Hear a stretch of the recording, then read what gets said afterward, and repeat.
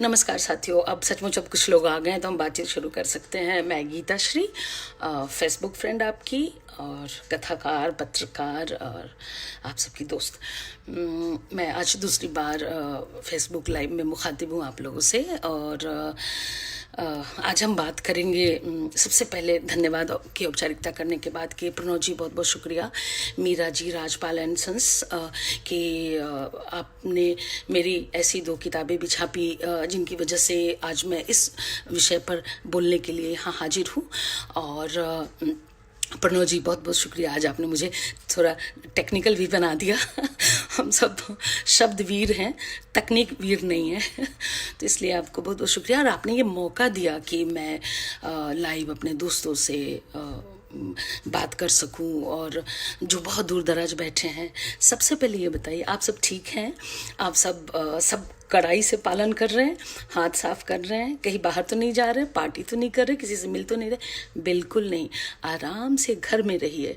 कुछ समय मिला है अपने साथ रहने का, और अपने साथ रहिए, खूब पढ़िए, खूब फिल्में देखिए, और खूब लिखिए। ये इसका क्रिएटिव इस्तेमाल आप कर सकते हैं। अनुशक्ति, हाय अनुशक्ति, हाय विनोद जी, नमस्ते। मेरे प्रिय कवि भी आ चुके हैं यहाँ, बाप रे। मैं कैसे बोलूँगी? जिन लोगों ने सिखाया, जिन लोगों से सीख सीख के जर्नलिस्ट बनी, जिन लोगों ने आज तक मुझे बहुत अप्रिशिएट किया है। अंकित, वो अंकित मुझे मेरे बहुत प्रिय हैं, मुझे उनकी आलोचना बहुत पसंद आती है। मैं उनको बहुत अंकित का यहाँ होना मुझे बहुत अच्छा लग रहा है। थैंक यू अंकित, आप आए। अब ये लक्ष्मी जी, सबकी जिज्जी, प्रणाम आपको। हाय, अरे बंदे, ओ बदहवास बानों के बिना तो मेरी सांस ही नहीं चलती, रुक ही जाएगी मेरी सांस। ठीक है, अच्छा सब लोग ठीक है। प्रभात भाई मेरे आ गए, अब क्या बात है, पूरा मुजफ्फरपुर। नमस्ते नमस्ते। अब बातचीत शुरू करें क्या? बातचीत शुरू करते हैं। वैसे क्या फॉर्मल, देख मैं फॉर्मल, मेरा नेचर ही नहीं है बहुत फॉर्मल होने का। मुझे तो बड़ी दिक्कत होती है जब मुझे कहा जाता है इस टॉपिक पे बोलना है, इस टॉपिक पे बातें करनी है, तो मेरे को जबरन एकदम गंभीर बन के नमस्कार बंधुओं, और उसके बाद इतिहास से शुरू होना पड़ता है कि आज से इतने साल पहले, यानी मेरी बातचीत की शुरुआत की 19वीं शताब्दी से जो सब्जेक्ट आज दिया है मीरा जी ने, उस पर मैं बात करना चाहती हूँ। तो वही से शुरू होती हूँ कि ये जो अंचल की सुगंध है वो इस शताब्दी की नहीं, वो तो 19वीं शताब्दी के उत्तरार्ध में ही शुरू हो गई थी। और मैं कौन कौन कौन कौन अनुराधा जी, हाय। तो देखो, बीच बीच में टोकूंगी नहीं मैं, सुधांशु गुप्त जी पे या तो बोलूंगी या टोकूंगी, तो इसलिए अगर किसी का नाम छूट जाए तो मुझे माफ़ कर दे। बाद में सबको हाथ जोड़ के प्रणाम करूंगी और थैंक यू बोलूंगी, नहीं तो मैं गड़बड़ा जाऊंगी, बोल नहीं पाऊंगी। दोस्तों, जब मुझे मीरा जी ने कहा कि आपको अंचल की खुशबू पे बोलना है, तो चूंकि मैं इन दिनों बहुत, जिसको आंचलिक कहानियाँ आप कहते हैं, उस तरह की कहानियाँ लिख रही हूँ इन दिनों, और उस दुनिया में हूँ, उस दुनिया में जी रही हूँ। तो जो काम आप करते हैं उसके बारे में, उसकी पूरी परंपरा से जुड़ते हैं आप। और ये मेरा स्वभाव है कि मैं, हाय रोहिणी डार्लिंग, कि मैं जो भी काम करती हूँ, नामदेव जी हाय, कि मैं जो भी काम करती हूँ उसमें पूरा पसीना बहाती हूँ। तो जैसे अभी आपके साथ 1 घंटे पूरा पसीना बहा के बात करनी है। तो जब मैं कैसे लिखना शुरू किया मैं बताती हूँ। देखिए, मैं कहानी में आई, कहानी की दुनिया में आई, मेरे पास बहुत सारी कहानियाँ थी जो मैं कहना चाहती थी, लेकिन तब मुझे पूरी परंपरा का ज्ञान नहीं था कि मैं जो लिख रही हूँ वो शहरी कहानी है, अर्बन है, और वो ग्रामीण कहानी है, ये कहानी वो कहानी। सचमुच मुझे परंपरा का कोई ज्ञान नहीं था। मैं साहित्य की एक अच्छी पाठक थी, जर्नलिज्म में होने के बावजूद किताबों और साहित्य से मेरा गहरा लगाव था, मैं उसे छोड़ नहीं सकती थी।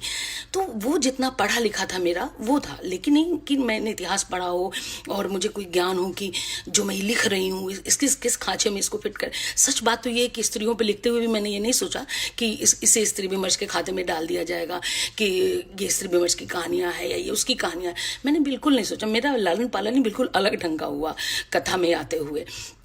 तो इसलिए, लेकिन बाद में जब आप जो काम करते हैं उसमें अपनी परंपरा की तलाश करते हैं, तो मैंने उस परंपरा की तलाश की कि जो मैं ये लिख रही हूँ इस वक्त यहाँ बैठ के, वो क्या मेरा नोस्टाल्जिया है, या इसके पीछे रीज़न क्या है कि मैं बार बार अपनी उस दुनिया में, क्या कोई रोमांटिसिज्म है मेरे भीतर, उस गाँव को, उस छूटी हुई दुनिया को लेके कोई, मैं पंखा चलाऊंगी, मुझे बहुत, तो इतना पसीना बहा के बात नहीं की जा सकती।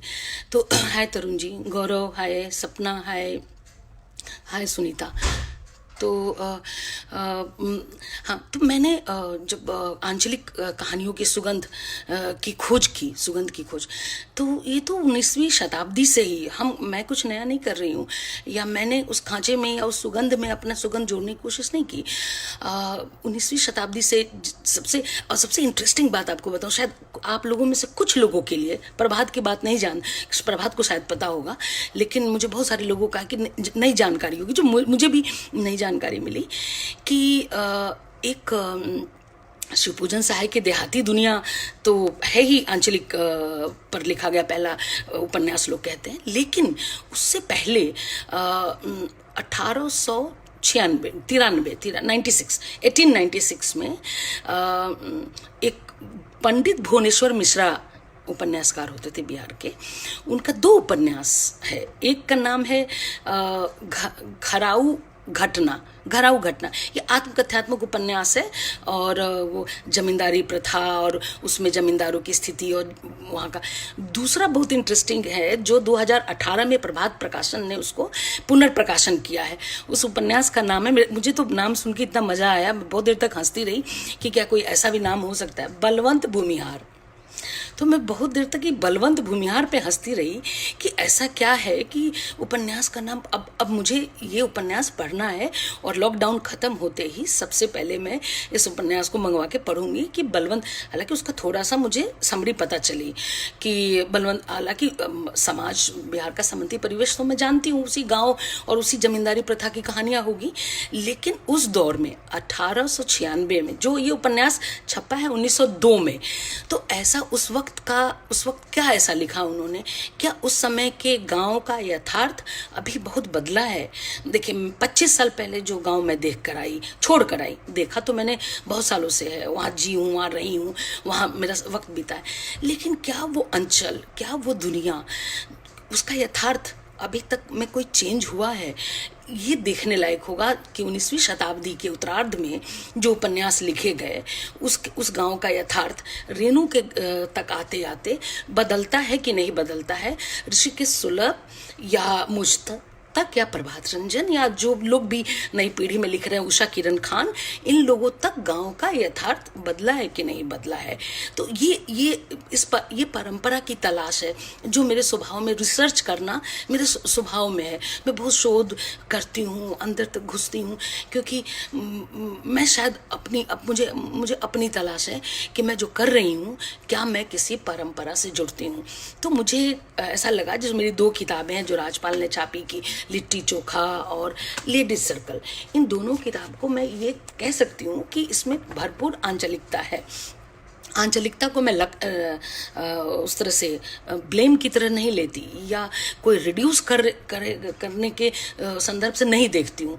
अगर ये आंचलिक है तो है, क्योंकि आप सबको पता होगा बताना क्या है कि आंचलिकता क्या है।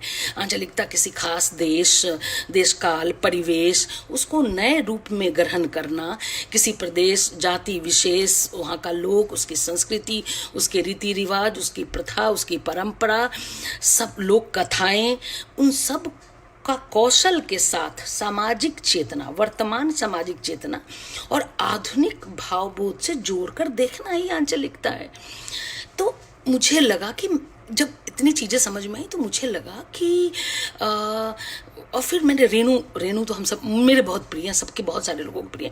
जब रेणु को मैंने पढ़ा, उनकी एक बात मुझे हमेशा जेहन में रहती है कि जब उन्होंने मैला आंचल लिख लिया, तो मैला आंचल लिखने के बाद उन्होंने कहा था, अपनी भूमिका में लिखा है उन्होंने, कि इसमें फूल भी है, शूल भी है, फूल भी है, धूल भी है, गुलाल भी है, और कीचड़ भी है, चंदन भी है, सुंदरता भी है, कुरूपता भी है। मैं किसी से दामन बचाकर नहीं निकल सका। रेणु जब दामन बचाकर नहीं, गीता श्री कैसे निकल सकती है जब रेणु दामन बचा के नहीं निकल सकते? तो मुझे आखिर एक ना एक दिन इस धूल में, इस शूल में, इस कुरूपता में, इस सुंदरता में, इस मिट्टी में, इस कीचड़ में एक दिन आना ही था। बस नई बात ये हुई कि हम सब के समय का गांव, ऐसा लगता है कि अलग अलग गांव है। रेणु तक गांव आते आते जो पंडित भुवनेश्वर मिश्रा से शुरू हुआ गांव साहित्य में, वो रेणु तक आके कितना बदला, उसका यथार्थ बदला कि नहीं बदला, मेरे समय में बदला कि नहीं बदला, जो मैं अब देख पा रही हूँ। कुछ चीज़ें बदली, गांव का चेहरा बदला, स्वरूप बदला, नहीं बदला तो गांव की वो जकड़न, वो यथार्थ की जकड़न वो नहीं बदली, वो अभी तक वैसी की वैसी है। फिर मैं क्यों लिखती हूँ? मुझे क्यों लिखना चाहिए?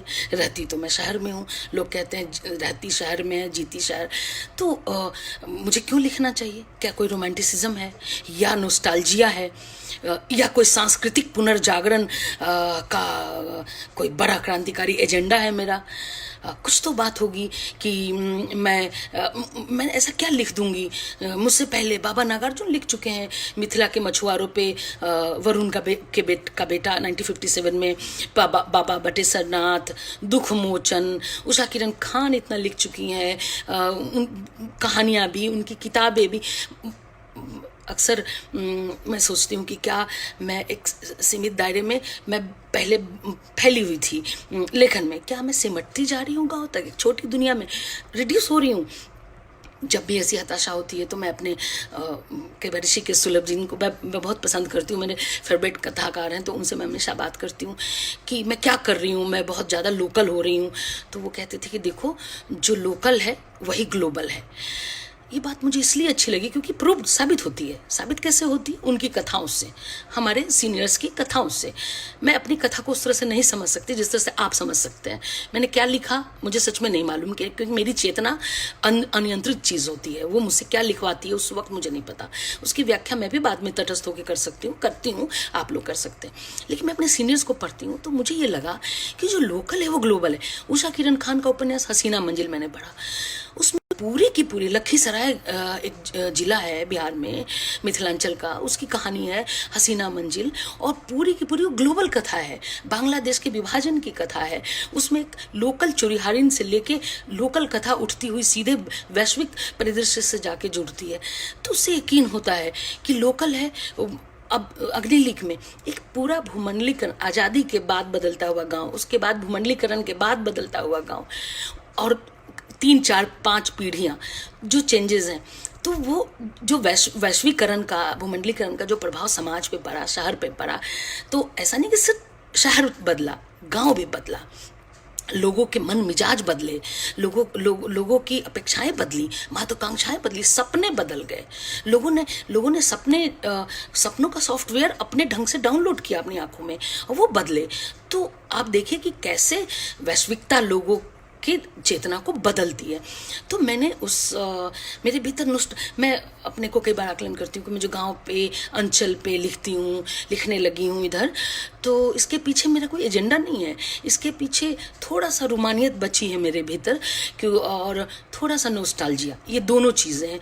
क्योंकि मैं अतीत स्मृतियों में बहुत रहा करती हूँ, अतीत जीवी हूँ, स्मृतियों में बहुत रहा करती हूँ। क्योंकि जब ये मेरा पलायन नहीं है अपने वर्तमान से कि मैं बहुत घबरा के भाग जाती हूँ उधर, नहीं। इस जैसे होठों पे कर्ज रखा होता है ना, गुलजार ने लिखा है, वैसे ही मेरी ज़िंदगी में कुछ कर्ज है जो मुझे चुकाना है। तो मैं कैसे चुका सकती हूँ? तो मैं लिख के चुका सकती हूँ। मैं और कुछ, सबके पास अपने टूल्स हैं, सबके पास अपना काम करने का तरीका है, सबके पास एक माध्यम है काम करने का। तो मेरा लेखन ही मेरे लिए माध्यम है। मैं अपने लेखन के जरिए ही उस नोस्टाल्जिया का निर्वाह कर सकती हूँ, उस रूमानियत में जाके। लेकिन गाँव मेरे लिए बहुत रूमानी जगह या इश्क की जगह या बहुत उस तरह की जगह नहीं है जो मेरे भीतर बहुत उद्दीपक तड़पन और उत्तेजना जगाता हो।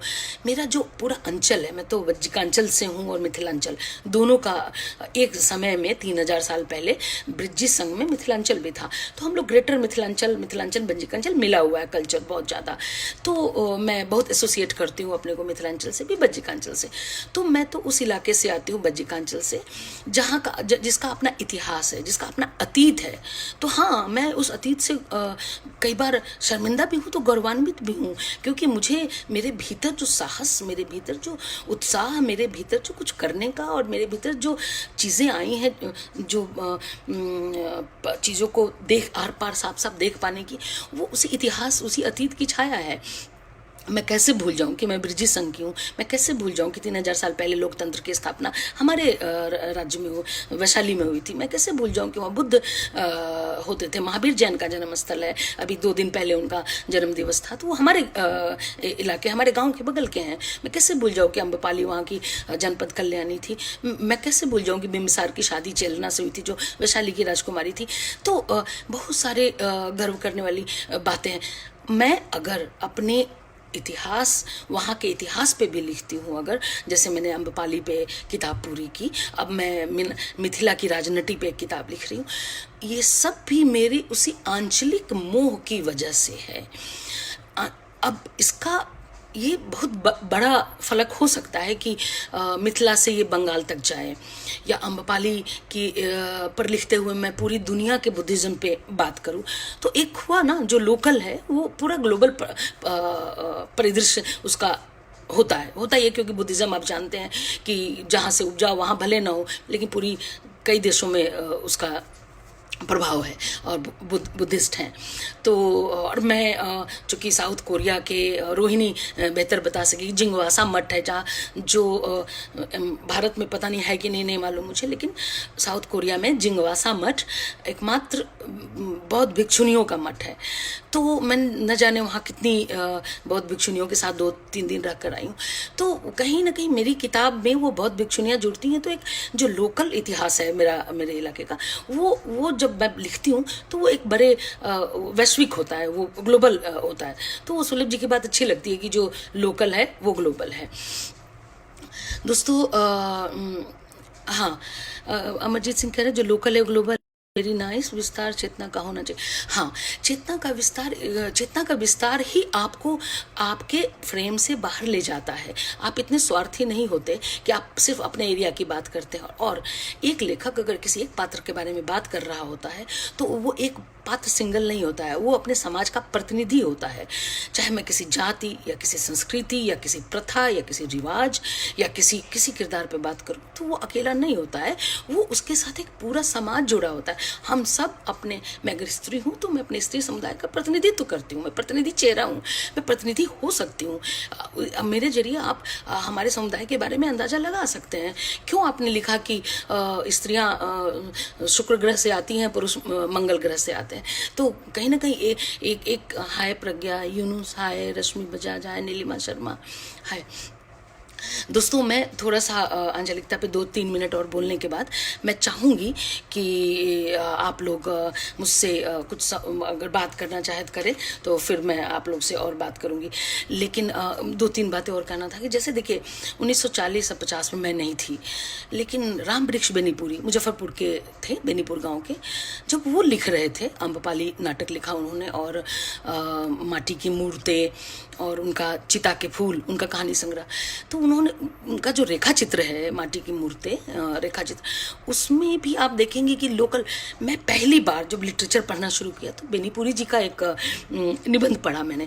तो मैं उस समय शुद्ध हिंदी जिसको कहते हैं उसकी तरफ बढ़ रही थी कि मुझे, और अपना लोकल शब्द छोड़ रही थी, मतलब मैं उससे अपने आप को काट रही थी कि उस समय लगता था कि पिछड़ापन है कि हम लोकल, तो अपना टोन बदलना, अपनी भाषा बदलना, जो मुझे लगता मैं कितनी गलत थी, क्योंकि उन सब को मुझे वापस अपने पास लाना पड़ रहा है।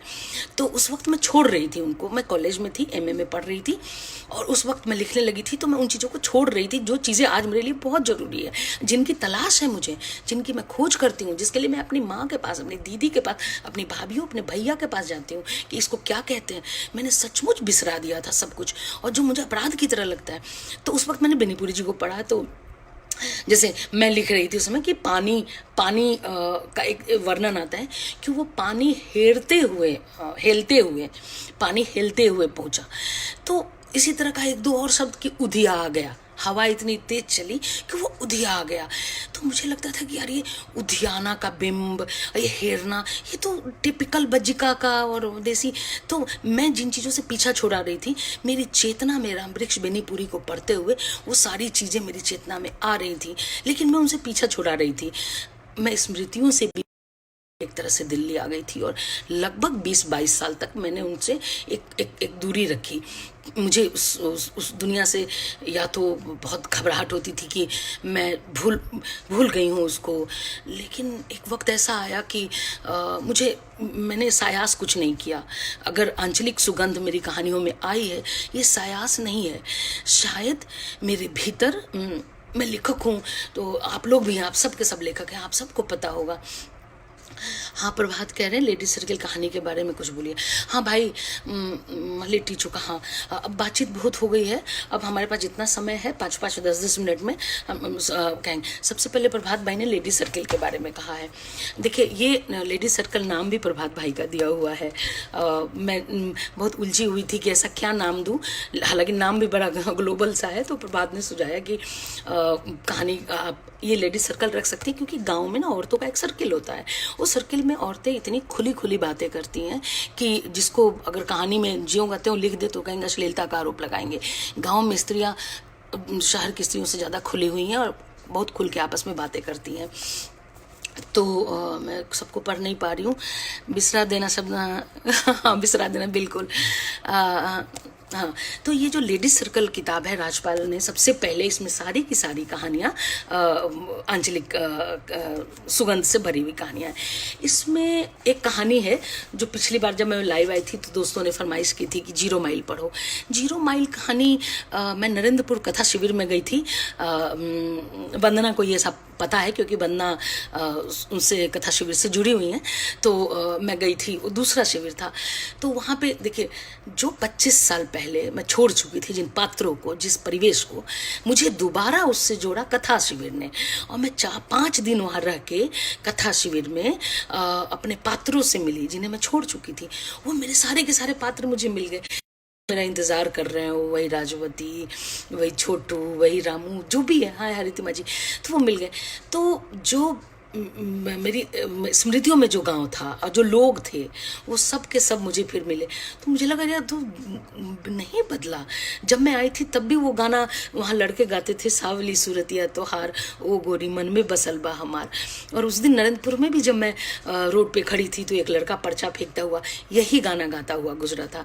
तो पीढ़ियों से वो गाना चला रहा है। तो मैं एक अंश इसका आपको सुनाना चाहूँगी, उसके बाद फिर मैं लिट्टी चोखा पे आऊँगी।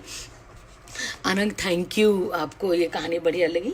लेकिन मैं थोड़ा सा एक स्त्री है जिसका पति पेट्रो-डॉलर कमाने खाड़ी देश चला गया है और वो उसका अंतहीन इंतज़ार है और अपने बूढ़े सास ससुर और बच्चे के साथ वहाँ पे छूट गई है पीछे। तो बिरहिनियाँ, गाँव में तो बिरहिनियाँ बहुत देखी है हमने। तो ये विरहिन नायिका है। तो उसका है कि वह 0 माइल शीर्षक है और इस संग्रह में लेडीज सर्कल में मैं आपको छोटा सा अंश सुनाती हूँ। वह स्त्री नहीं, आकुल प्रतीक्षा थी, आकंठ विरह में डूबी हुई। उसे न सरसों का स्वाद पता, न ठीहे की चाय का।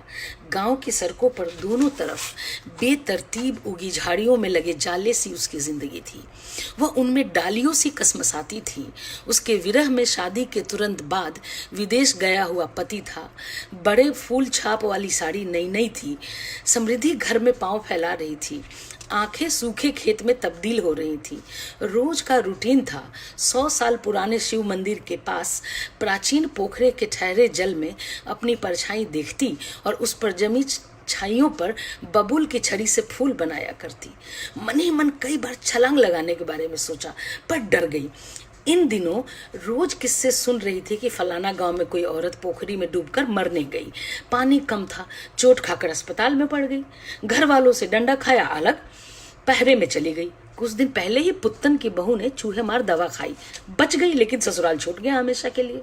रोज इस तरह के किस्से माई बाचा करती थी दरवाजे पे बैठ के, और बहुओं को कोसती रहती है जो चैन से अपने पतियों को विदेश में नौकरी भी नहीं करने देती है। भलाई इसी में कि चुप बैठी रहे। रहीमन चुप हो बैठी है, देख दिनन के फिर माई बड़बड़ाती रहती है। पैसों चाहिए, शौक सिंगार भी चाहिए, पक्का छत चाहिए, तो मर्द बाहरे कमाने न जाएगा, यहाँ खेत में काम करके कितना कमा लेगा। बुझती नहीं, आजकल की मौगी सबको बुझाता नहीं है। लोटा और मर्द बाहरे मजाता है, बाहरे चमकता है, बुझी। सुनते सुनते कसमसाने वाली स्त्री में बदलकर फुफकार उठती, चुप, पैसे सब कुछ नहीं होता है न माई, आप क्या जानो। चुप, जवान लड़ाती है चुट्टी कहीं की, जौबन जोड़ मार रहा है तो भाग जा कहीं केकरो संगे, भट जा। तुम्हारी जैसी मोगी हिचिचियाती है ना मर्द खातिर। मेरे बेटों को नौकरी करने दो, 1 साल ही हुआ है गए, बेचैनी धर लिया तुमको। माई ने बूढ़ी आंखें नचा नचा कर, मुंह बिचका बिचका कर खूब गालियां सुनाई। इतनी गालियां तो उसने अपनी महतारी से भी नहीं सुनी जब वो रमेशरा संग ककड़ी के खेत में रेंगती हुई पकड़ी गई थी। तब से पूरा टोला उसको चिढ़ाता था। रजवतिया के मन बसे ककड़ी के खेत में। माई ने खूब मोटी मोटी गालियां दी थी, जिसमें जौन पिट्टी गाली भी थी। उसकी नज़र में सबसे गंदी गाली थी, क्योंकि उसका अर्थ उसे टुनटुन भैया के मेहरारू ने बताया था। जौन पिट्टी माने जवानी पिट जाए। अभी तो जवानी राजवती पर आई ही नहीं थी कि उसके पिटने की बदुआ अपनी माई दे रही है। कैसी माँ है, जवानी पिट गई तो वो क्या लेके ससुराल जाएगी, कौन सा मुंह दिखाएगी अपने पति को, जिसके बारे में सुना है कि विदेश में कमाने जाने वाला है, शादी के बाद चला जाएगा, इसीलिए झटपट शादी की बात पक्की हो रही है। टुनटुन भैया की मेहरारू ही तो रिश्ता लेकर आई थी। माई का मन नहीं था ब्याहने का, वो शादी 2-4 साल बाद टालने के मूड में दिखती थी। अभी का उम्र हुआ है, लड़की पढ़ी भी नहीं हमारी, वो लड़का कैसी पढ़ा लिखा होगा तो पट भी नहीं करेगा। हम तो इतना कोशिश किए, ये लड़की 1 नंबर की फिरंट निकली, स्कूल से भाग के खेत में ही कूदना फांदना करती रही तो क्या पढ़ेगी। इससे तो अच्छा है ना कि कुछ दिन घर का काम काज सीख ले, संभाल दे, तो हम घर से बाहर कुछ कमाई कर ले। राजवती ने माँ की बातें सुनकर पहले खुद को निहारा। ठीक ठाक जवान लगने लगी थी। माई को क्यों मेरी जवानी नहीं दिख रही, अब क्या अपनी उम्र में करेगी मेरी शादी। सोचते सोचते हंस पड़ी। माई की बातों पर गौर जारी रखा। उसने गौर से सोचा, खूब सोचा। पहली बार दिमाग लगा रही थी माई के इस प्रेम के पीछे क्या है। उसने पहले माई के बारे में सोचा। रोज सुबह काम पर निकल जाती है, टेलरिंग की फैक्ट्री में काम करती है, सुबह से शाम तक बाबू खेत में, फिर शाम को चौक चौराहा, और घर लौटकर किसी काम का नहीं। आधी कमाई अपने अद्धा पौआ में उड़ा देता था। माई पैसे का हिसाब मांगती तो जो हाथ में आता माई के ऊपर फेंक कर मारता। तीनों भाई छोटे भें भें करने लगते। उनके कंठ से डरावनी चीखें निकलती। लगता नहीं कि तीनों बच्चों के कंठ से भयावह आवाजें निकल रही हैं। तीनों किसी कहानी के प्रेत सी आवाज निकालते। अक्सर कल्पनाओं में ऐसी भुतहा आवाजें उसने सुनी है। वास्तविक जीवन में उसके तीनों भाई ऐसी आवाजें निकालते हैं जिनकी देख रेख में उसका पूरा दिन निकल जाता है। उनको खिलाना पिलाना नहलाना धुलाना तैयार करके स्कूल भेजना। तीसरा तो 5 साल का ही है, दिन भर दुआरे पर माटी में लौटता रहता है। टूटी खपरेल उसका प्रिय भोजन है। चॉकलेट की तरह कटर कटर करके कुतर जाता है। पेट फूल के कुप्पा हुआ जा रहा है। दोनों भाई तो होशियार हैं, बस माई की पिटाई पर रोते हैं प्रेत की तरह। बाकी समय किसी से कोई मतलब नहीं। एक पुराना टायर लेकर गोल गोल नचाता सड़क पर भाग लेता है, और दूसरा गाछी में डोला पाती खेलता रहता है। और राजवती, उसने अपने बारे में सोचा। माँ की जगह घर का सारा काम और सबका इंतजार। कभी रमेशरा इशारा कर दे तो बवाल। टोले की सारी लड़कियां या तो ब्याही जा रही थी या कहीं भेज दी गई थी। टुनटुन भाभी बता रही थी, घरों में काम की बहुत पुछारी है, अच्छा पैसा मिलता है, अब पढ़ेगी नहीं तो ये होगा ना, तू बच गई राजो। सोचते सोचते उसके दिमाग की बत्ती जली भुक से। पूरा माजरा समझ में आ गया कि माई क्या चाहती है। राजवती चली तो गई, घर कौन अगोरेगा, 3 भाइयों की देखरेख कौन करेगा। माई काम छोड़ देगी तो घर चलना मुश्किल। माई ने अपनी गृहस्थी उतार कर उसके कंधे पर कब रख दी वो समझ ही नहीं पाई। वह तो पढ़ाई छोड़ने के बाद सब करती चली गई जो माई ने कहा। ये 0 माइल का अंश है ये बहुत लंबी कहानी है, 5000 वर्ड की कहानी है। आगे बहुत मज़ेदार प्रसंग है। उसके जीवन में कोई आता है जिसका वो खेतों में इंतज़ार करती है, उससे अपने पति का पता लगाने के लिए कहती है, और वो पता भी लगाता है। उसके बाद उसके जीवन में वो लड़का एंट्री चाहता है तो वो मना कर देती है। अंत में वो कहती है उसको कि हमको प्यार, वो जो कहती है ना, अंत आप सुनेंगे, आपको अच्छा लगेगा। वो अंत बहुत मुझे मतलब मुझे अपनी कहानियाँ उतनी प्रिय नहीं होती है जितनी मुझे इसका अंत अच्छा लगा। मैं इसका अंत आपको सुनाना चाहती हूँ। इसमें जब उसका जो लड़का है मुकेश, वो उसके जीवन में आता है तो उसके साथ जो बातचीत है उसी से ख़त्म होता है। मुकेश और उसका राजवती जो लड़की है उसके बीच में, ममता जी नमस्ते, मैं गीता श्री, हाय सपना। हाँ, राजवती कहती है कि बदलाव का परिसर, एक एनजीओ है बदलाव का परिसर, राजवती के टोले से अच्छी खासी दूरी पर था। खेत से उसका बड़ा सा परिसर दिखाई देने लगता था। टोले से वहां तक जाने के लिए पतली सी पगडंडी कच्ची सड़क से मिलती थी। फिर आगे जाकर दोनों तरफ खेत थे। कुछ दूर मेड़ों के बीच चलकर वह पक्की सड़क पर खत्म होती थी। सरसों की फसल कट गई थी। चैत की धूप तीखी होने लगी थी। राजवती की चाल बहुत तेज थी। इस तरह चलते हुए मुकेश ने उसे कभी नहीं देखा था। जब भी चलकर उससे मिलने आती तो लगता कि उसकी पीठ पर एक मन का बोरा लदा हो। लुढ़कती हुई आती और भरभरा कर गिर पड़ती। एक बदली हुई स्त्री हवा की तरह उड़ती हुई उसके साथ चल रही थी और उसके साथ कदम नहीं मिला पा रहा था। उसके पांव टेम्पो का एक्सीलेटर दबाने के अभ्यस्त थे। उसी गति का अभ्यस्त था। दोनों 0 माइल के पास जैसे ही पहुंचे मुकेश रुक गया। यहीं रुको, कोई गाड़ी आएगी तो तुमको बिठा देंगे। राजवती ने उसकी कलाई थाम ली। काहे साथी, जवान जुहान हो, पैदल चलने में थक गए क्या? अभी तो बहुत भागना पड़ेगा साथी। मैं काहे भागूंगा साथी, मेरे पास टेम्पो है ना, और हम खाली साथी ही तो हैं तुम्हारे, कौन सा जीवन साथी है। मुकेश के जुबान पर आते आते बात रुक गई। दर्द छलक आया। कई सहयोगिनियां नारी जुटान जाने के रास्ते में मिल गई थी। राजवती को उनके साथ घुलने मिलने की बेचैनी हो रही थी। वह मुकेश के अधूरे वाक्य को पूरा करने से पहले बिछड़ना नहीं चाहती थी। जीवन साथी की करतूत देख लिए ना, ऐसा ही होता है जीवन साथी। मुझे तुम जैसा साथी की हमेशा जरूरत है। साथ दोगे ना? बोलो बोलो हाँ, तब हम जाएंगे नारी जुटान की ओर, नहीं तो हम यह रोदना पसार देंगे। बोलो हाँ कि ना? हमसे ज्यादा दिन ना होगा, हम तुमको सच में। मुकेश यहीं रुक गया। मुकेश की बात अधूरी रह गई। जुटान के लिए जाती हुई अनगिन महिलाओं का खिलखिलाता गाता बजाता हुआ रेला आया और राजवती उसमें समाती हुई खो गई। उसकी गुलाबी हरी साड़ी का रंग धीरे धीरे गुम होता हुआ मुकेश की आंखों में समा गया।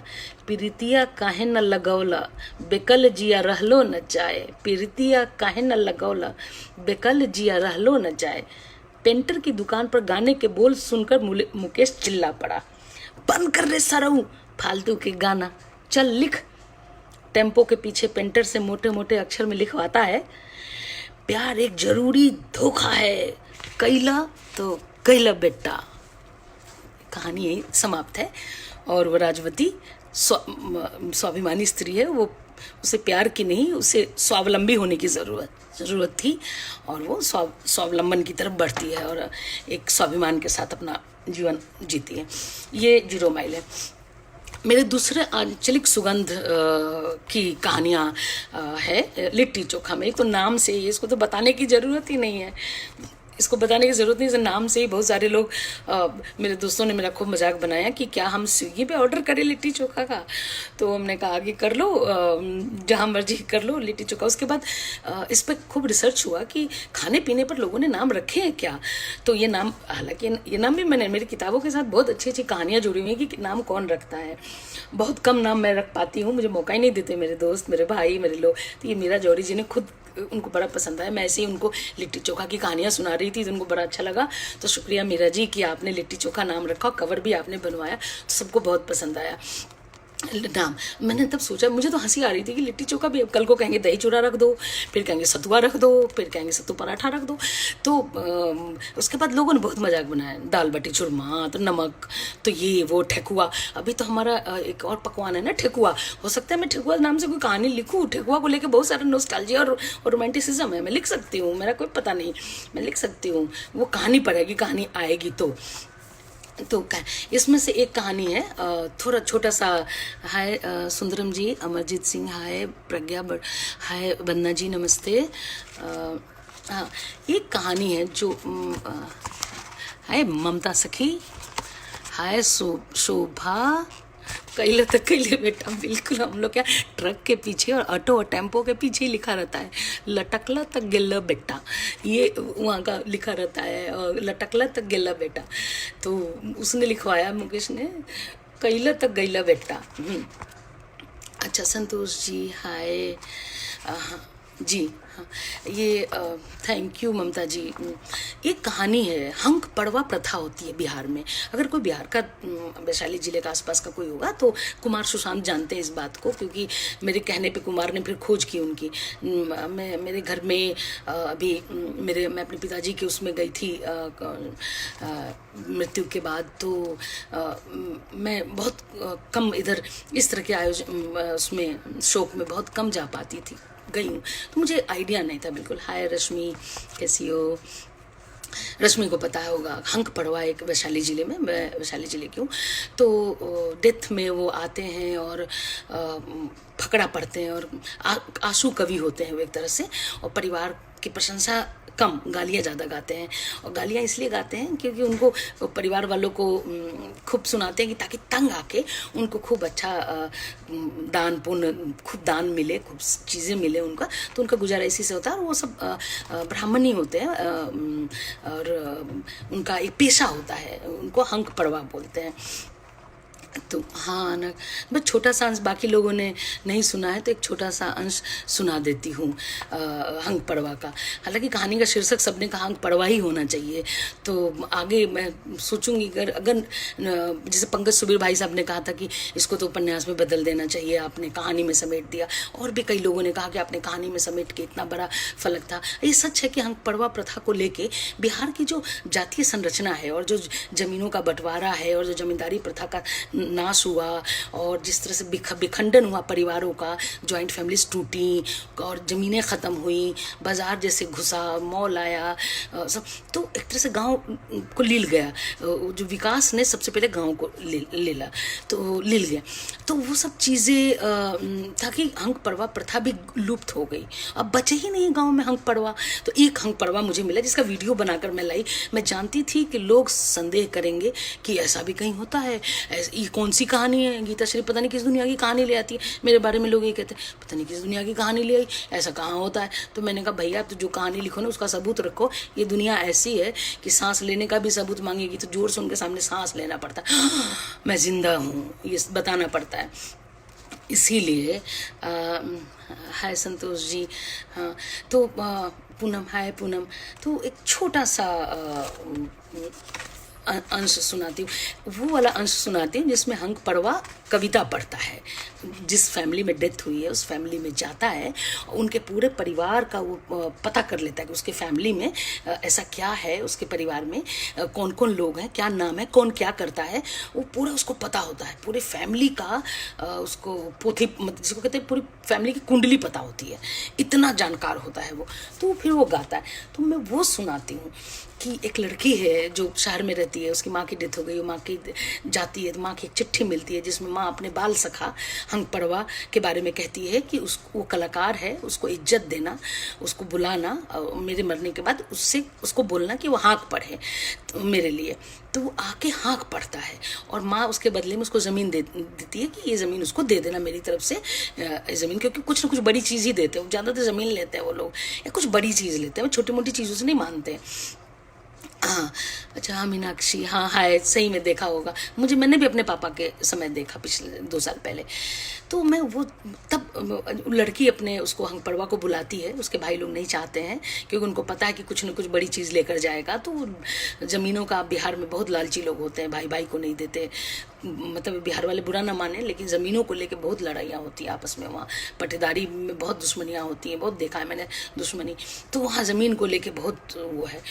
तो हाय प्रतिमा, तो उसमें वो आता है जब ओम सपराजी, नहीं ये रुदाली प्रथा नहीं है वहाँ, ये रुदाली में रोते हैं ना मृत्यु में, यहाँ पे हंसाते हैं। यहाँ पे जब वो आता है हंग परवा तो इतना चिढ़ाता है सबको, इतना चिढ़ाता है गाली दे दे के कि हंसी छूटती है। और 13वें दिन ऐसा करता है। तो 13वें दिन क्या होता है, ऐसे भी मानते हैं कि आत्मा चली जाती है और सब चीज़ों से मुक्ति है।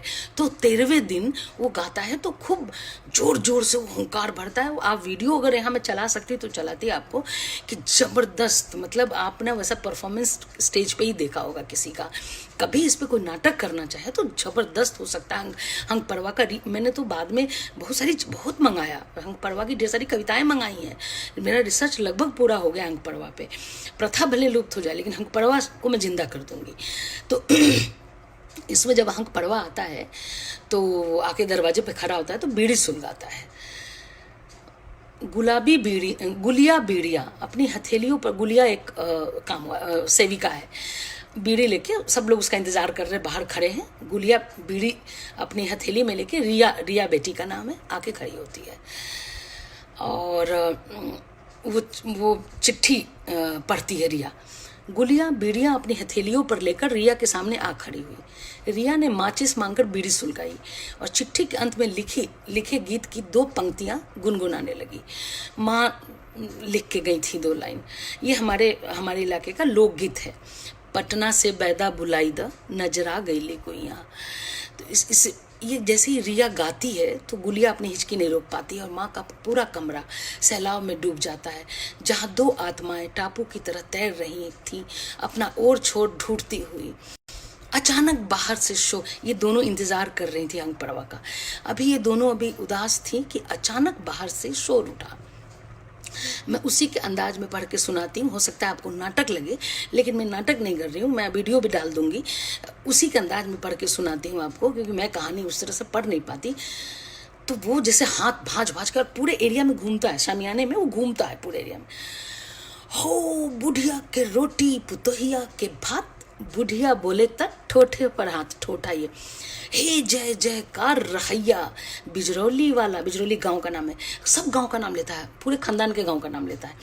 हे जय जयकार रहिया, बिजरौली वाला जजमान के माथा फटैया। हे वाह वाह रे जमाना, बरका भाई के कलकत्ता में कारखाना, बरका भाई के मोच जैसे बकरी के पोंछ। हो जय जानकी जगदम्बा, हाथ गुरलंबा। जानकी रिया के माँ का नाम है, तो जो मर जाता है उसका नाम लेके भी गाते हैं। जय जानकी जगदम्बा, हाथ गुरलंबा, उर्दी के खेत में रहड़ी के खंबा। हो जानकी सिंह। उसके बाद वो जानकी के सौंदर्य का वर्णन करने लगता है। वो खानदान को छोड़ देता है और वो जानकी का वर्णन करता है। हो जानकी सिंगार जैसे चंदा उतार, जानकी के गान जैसे देवी स्थान, जानकी बसान जैसे स्वर्ग में बिहान, दुष्ट बेटवन के नरक में स्थान। वो गुइया, वो हंग परवा जानता है कि बेटा सब दुष्ट है और ये सब नहीं चाहता था, तो इसलिए वो अंतिम लाइन गाता है, दुष्ट बेटवन के, मतलब बेटों का नरक में स्थान, एक तरह से शराब देता है। और दोनों भाई सुनते हैं, जो बाहर खड़े हैं रिया के भाई, उनकी भ्रुकुटी तन जाती है। और कहानी का मैं अंत सुनाती हूँ आपको, क्योंकि बहुत समय हो गया। अंत में रिया, इसके सब भाई लोग कहते हैं कि ठीक है आपका हो गया ना, अब आप जाइए, हो गया, आपको जो दान पुण्य लेना है लीजिए और जाइए। तो रिया उनको ज़मीन का कागज़ पकड़ाती है जो माँ दे के गई थी उसी गांव में, क्योंकि उसके मायके का है। तो मायके की ज़मीन जो रिया की मम्मी को नाना से मिला था दहेज में, तो वो ज़मीन पर उनका हक था। तो कहती ये ज़मीन उसी को दे दो, क्योंकि वो वहीं रहता है, वही देखभाल करेगा, तो उसको ये ज़मीन का कागज़ उसको दे देना। रिया उसको देती है तो उसको फाड़ देता है। कागज़ फाड़ के उसके भाई लोग उस पर व्यंग करते हैं, बहुत बोलते हैं लालची है इसलिए आया है, क्यों आया इतने सालों बाद, बहुत। तो जब वो रिया देती है उस आदमी को, तो हंग परवा को, तो उसके माथे पे हाथ फेरता है और बोलता है, बउआ, हमारे यहाँ लड़कियों को भी बउआ बोलते हैं, मैं बउआ हूँ अपने घर में, मुझे सब बबनी जी बोलते हैं। बउआ, ये हमारी सालों बाद आखिरी हाँक थी, हम भाट भाटिन नहीं है कि सिर्फ प्रशंसा गाएंगे। तुम जानती हो ना हमें किसका अनुराग खींच लाया, किसकी खातिर हम कसम तोड़े हैं। सदा सुखी रहो, तुम जानकी जैसी सुन्नर हो और उसी के जैसी चांद का टुकड़ा हो। उसने उसके माथे पे हाथ फेरा। गोरी बूढ़ी कलाइयाँ बेहद आत्मीय थी। रिया चाहती थी कि उसके माथे पर देर तक यह कलाई पड़ी रहे या उससे लिपट कर जार जार रोए, लेकिन वो तूफानी हवा थे, रुकते कहाँ, पूरे वेग से झपटते हुए कॉलोनी के गेट से बाहर। उनका गान रुदन में बदल चुका था। उनका रुदन गान रिया सुन सकती थी। नजर आ गई ले गुइया। बूढ़ी फुआ बाहर ही बैठी थी। वो बोल पड़ी, सुनो, बड़े भाग वालों के काम में हंक पड़वा आता है। अब तो ऐसे भी गांव ज्वार में ढूंढे नहीं मिलता है। इनके चरण जहाँ पड़ते हैं ना, वहाँ का समय बदल जाता है। तुम लोग को इनका आदर करना चाहिए था। अनादर किए हो, ठीक नहीं हुआ, ये अशुभ होता है। रिया के गले में रुदन फूटा। उसे दूर जाती हुई एक धुंधली आकृति दिखी। क्या वो माँ की रूह थी? वो आकृति धीरे धीरे लोप हो गई। सिर्फ हवा में भंवर पड़ रहे थे, जैसे उस अनुरागी हंक पड़वा के गालों में पड़ रहे थे जब वो हाँक दे रहा था। रिया ने रुलाई रोकी। वो समझ गई कि उसके जीवन में कभी कोई हंक पड़वा नहीं आएगा। मरने की तो बाद की बात है। ये दो कहानियों का अंश मैंने सुनाया। Vinod ji thank you. हाँ, यक्षी दिख रही होगी, दीदारगंज की यक्षी, पटना, वो मगध के, यक्षिनी मगध की है। हम अम्बपाली के देश के हैं, तो अम्बपाली यक्षिनी से ज़्यादा खूबसूरत थी। अम्बपाली ने खुद अपनी कविता में अपने सौंदर्य का वर्णन किया। जब पढ़ेंगे तो आपको लगेगा कि शायद इस पृथ्वी की अकेली स्त्री है जिसने अपने सौंदर्य के बारे में खुद ही बहुत शानदार बखान किया है, अपने बालों के बारे में, अपने सब कुछ के बारे में।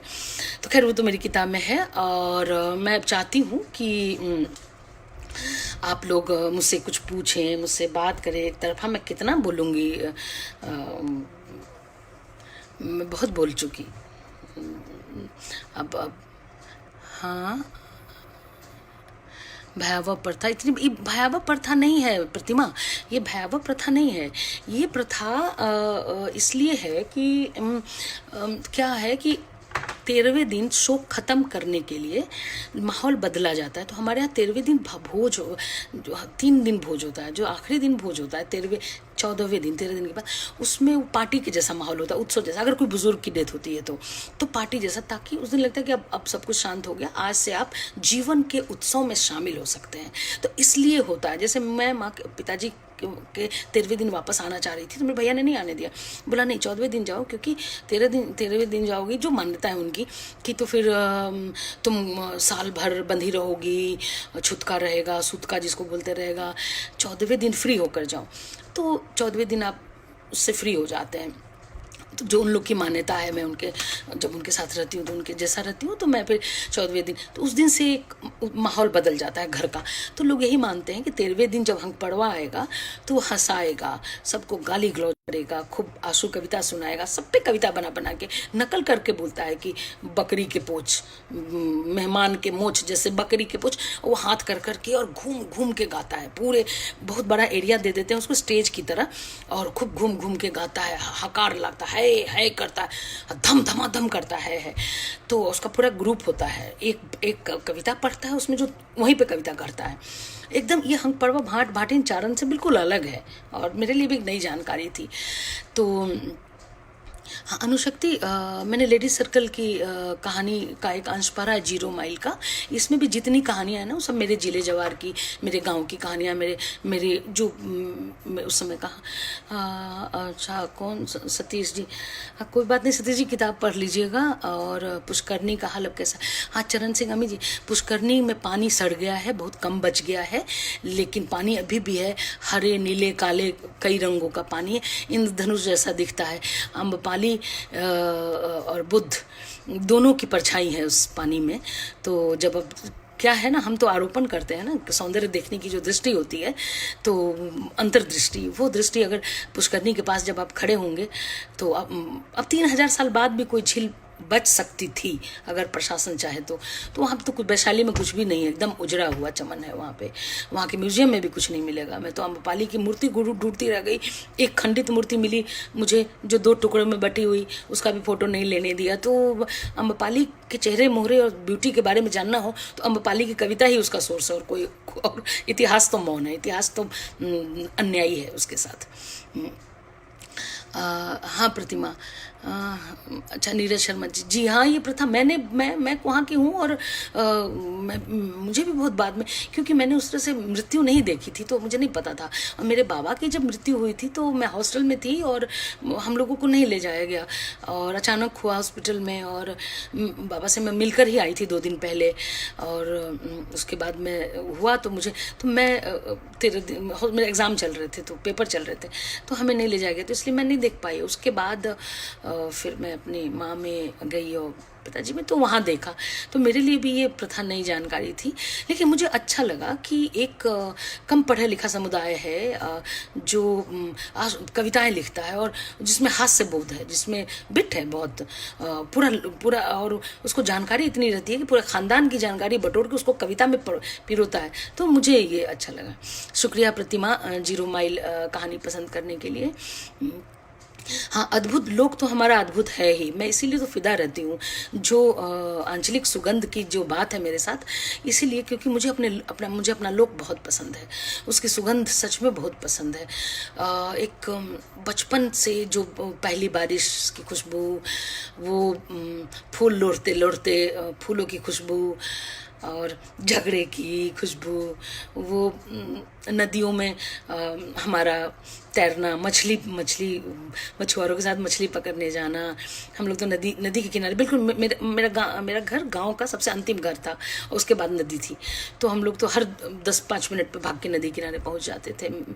मेरे घर के ठीक पीछे से नदी बहती थी। अब पता नहीं नदी कितनी दूर खिसक गई होगी, बहुत दिनों से नहीं गई, इसलिए मुझे नहीं पता। और सब शहर आ गए, गांव का घर वैसे ही 1-2 फैमिली बची होगी, और ढह रहा होगा वो घर, जिस घर को मेरे दादाजी ने और मेरे पिताजी ने सबने मिलके बनाया था, 50-60 साल पहले बनाया होगा हम सब के लिए, वो घर अब ढह रहा होगा।